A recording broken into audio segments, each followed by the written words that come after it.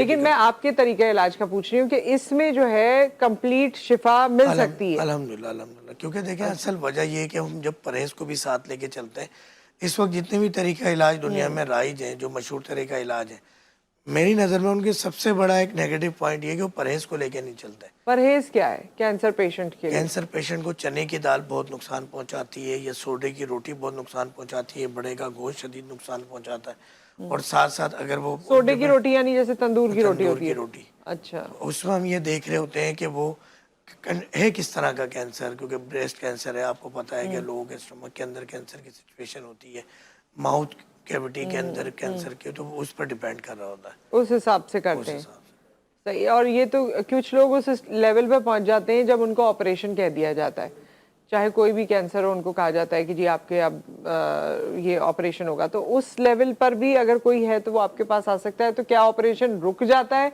या ऑपरेशन तो कराना होगा लेकिन आपकी अद्वियात असल में इस्तेमाल हमारे करनी होगी? तजुर्बे में ये आया है कि कुछ बहुत ज़्यादा एक्सपेंसिव अद्वियात हैं, उससे तो आप थोड़ा सा सरवाइव कर लेते हैं, मगर एक आम पेशेंट की ज़िंदगी में कैंसर जो है वो ऐसा होता है कि वो 2 से 4 साल का मेहमान होता है।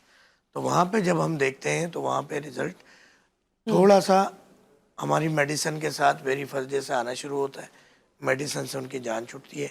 अब अगर वो स्टेज फर्स्ट है इनिशियली, अच्छा जो मिडिल तबके के लोग हैं उन्हें थोड़ा देर से पता चलता है, क्योंकि वो जो आपके जनरल प्रैक्टिशनर जो इलाके में बैठे होते हैं उनके पास जा रहे होते हैं, और वो इतना डायग्नोसिंग पे नहीं देखते कि वो डायग्नोज करवाएं, कोई लैब टेस्ट दें, और फिर कुछ निचले तबके जो मिडिल क्लास तबका है उनको फिर अगर बायोप्सी की बता रहे होते हैं तो वो भी फिर उसकी तरफ नहीं जाते, तो जिसकी वजह से उनका केस बिगड़ जाता है और फिर सीवियर कंडीशन में वो आते हैं। तो उसमें थोड़ा सा टाइम ज़रूर लगता है, मगर अल्हम्दुलिल्लाह रिकवर हो जाता है।